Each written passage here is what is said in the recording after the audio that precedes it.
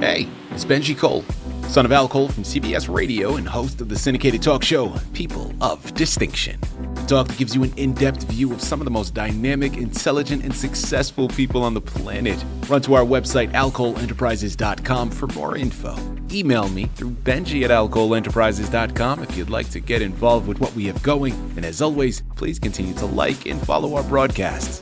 People of Distinction is internationally syndicated solely due to the love and support that you all continue to give.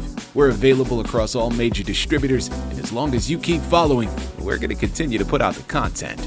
Now sit back and strap in, because on the line with us today, we have the impressive Lettie Ar-Rahmaan, and we're going to be discussing her amazing book, Struggling to Be Me, No Longer Silent and Invisible at the Table. It's Amazon, it's Barnes & Noble, man, it's a number of other places. Trust me when I tell you, this is a book you need to add to your shelf. We're going to discuss all the reasons why in just a moment. Before I go any further, I want to point out the fact that Lettie was brought to us by one of the best publishing firms in the business, Author Reputation Press. So for my writers out there who have gone through their process, but now you find yourself at a crossroads because you need help moving the masterpiece you just developed, look no further than ARP, because this is exactly what they specialize in. Head on over to authorreputationpress.com and gather all the ways that their fantastic team is going to help you do just that. And listen, it is a true honor to have Lettie here on the line. People, imagine spending a lifetime bending yourself to fit into rooms that were never designed for you in the first place, only then to realize that your greatest power lies in breaking that table altogether. Man, listen, strap in, because today we are sitting down with an author who shatters the myth of assimilation with raw truth, chronicling her journey as a Black woman defiantly thriving in STEM and ministry despite systems built to silence her. This isn't a story about survival, right? I mean, that it is, but it's not just that. It is a battle cry for every woman who's been told to shrink, code switch, or even apologize for her brilliance. I love this book, man, and I love her story because not only is it showcasing why, in our opinion, and I'm sure in yours once we've concluded, why she is the absolute embodiment of a person of distinction, but her story is one of millions. Her story is one that so many are going to be able to look at and be like, yeah, man, I can relate to that. I've been through that exact same thing. Whether you are a woman, whether you are a person of color, there's so many aspects that this book will be able to relate to. I am thoroughly looking forward to this discussion. Sit back, strap in, have your notebooks ready. You're about to receive a very thorough education. Lettie, first and foremost, welcome to People of Distinction, and thank you very much for being a guest. How are you doing today? I'm doing great, Benji. Thank you so very much, and I am actually looking forward to this interview as well. You made it sound so great.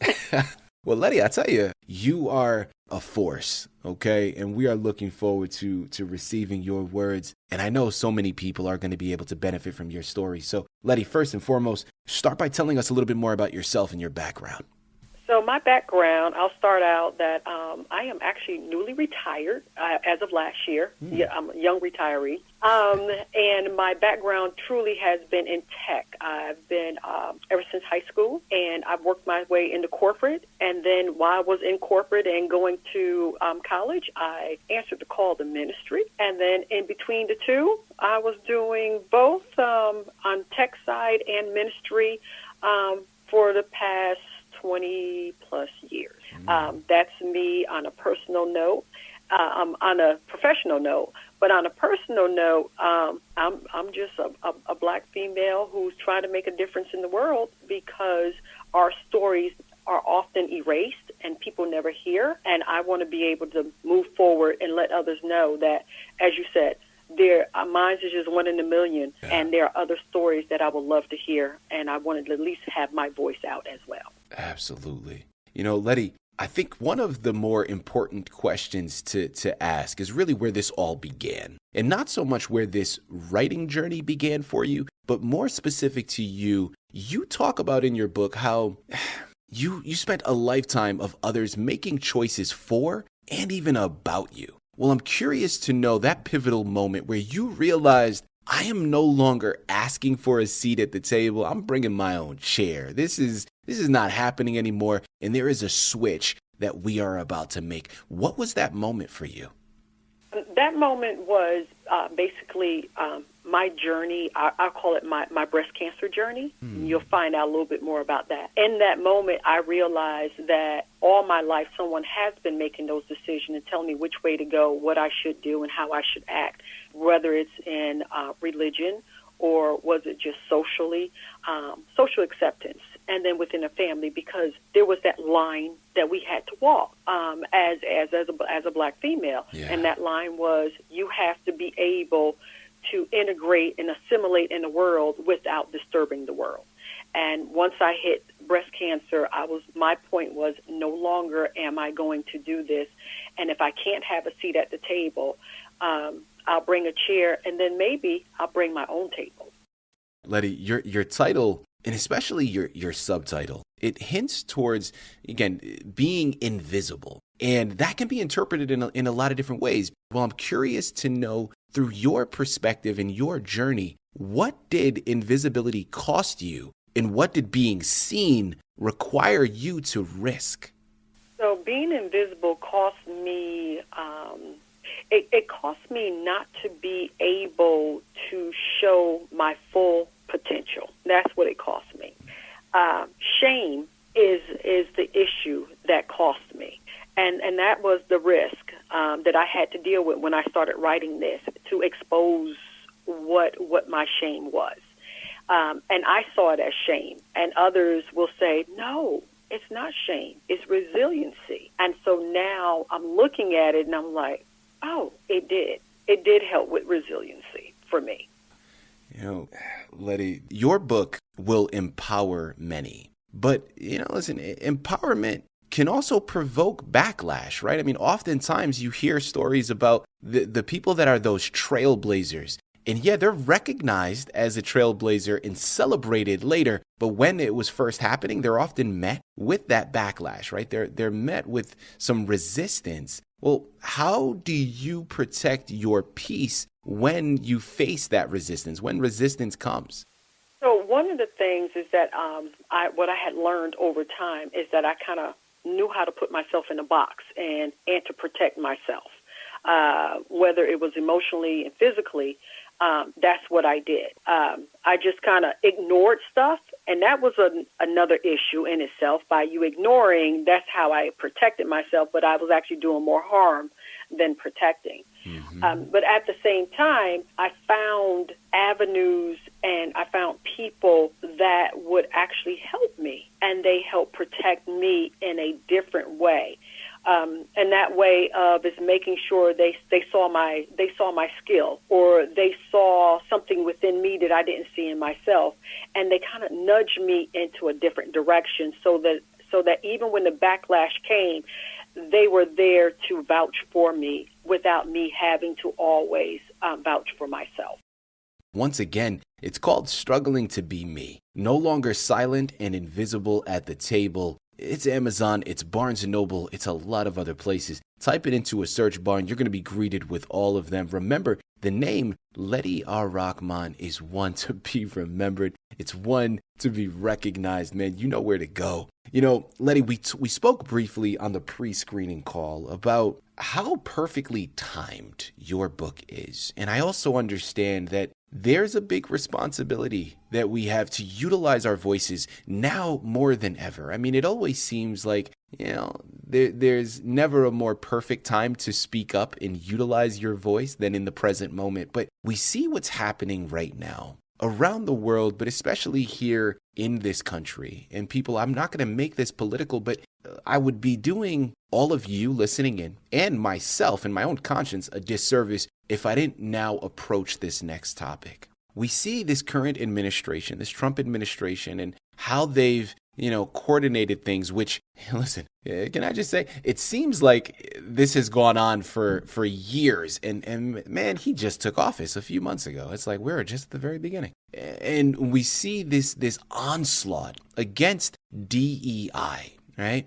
And I'm curious to know, because your book, of course, is your story, but it embodies a lot of the elements when we're talking about diversity and inclusion and equity in particular. Well, it's not a surprise to anyone that the Trump administration has actively dismantled DEI programs in education, federal agencies, calling them divisive, which, oh my goodness, to use that word with regards to it. But okay. Well, as someone whose book challenges systemic exclusion, how do you respond to the argument that DEI creates division rather than addressing it?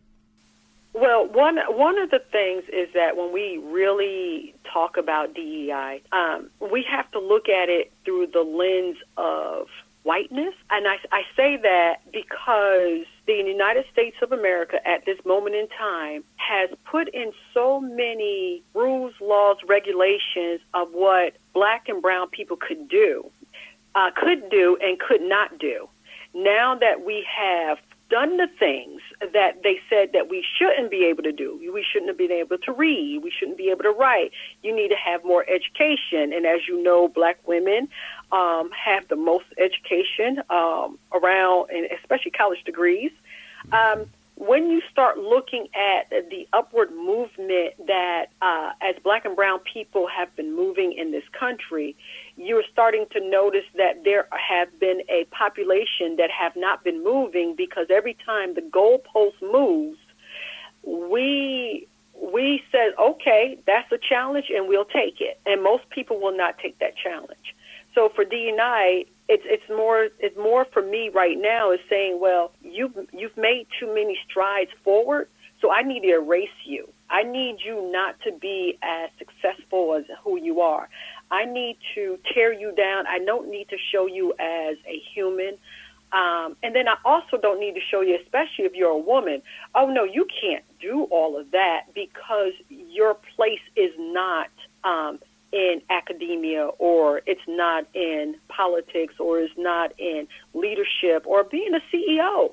No, you're supposed to be in the home. And that's what a lot of men, especially white men, and then also there are some white women that will say the same thing, is that you don't belong here because we were here. But there's a whole backstory of what it means to be a black woman, especially a woman of African descent whose ancestors were forcibly brought here.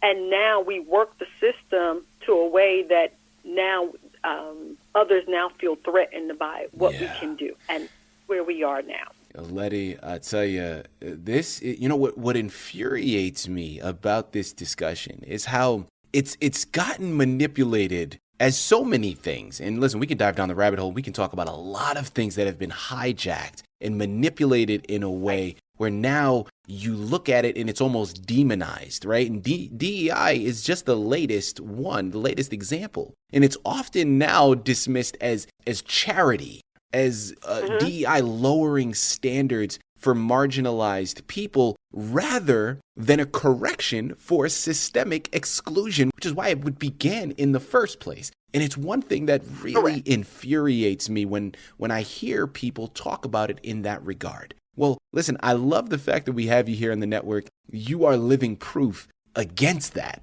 As someone who succeeded in STEM despite systemic bias, how do you respond to that myth? So my response is there's nothing that a girl or a woman can do in STEM that no one else, we can do everything, basically. I look at some friends of mine right now who are managers and vice presidents within that STEM space, and I smile because I know who they are and they know who they are. And I am so elated to see that, because we knew the struggles that we had at the beginning, and they still went on to do great things as well. Yeah. People, this conversation goes deep. As we close out of this phenomenal interview, knowing all of the wisdom that you've acquired over the years, if you could go back in time, what's one piece of advice you'd give to your younger self about trusting your voice that would have saved maybe years of struggle? That's a great question, Benji. I will go back to the 17-year-old Lettie who discovered computers and then tell her, do not allow the perception of others or the bullying of others to discourage you from moving forward, because that held you back. Just go forward and don't worry about how they talk about you and how they see you, because you're going to make a difference in the world.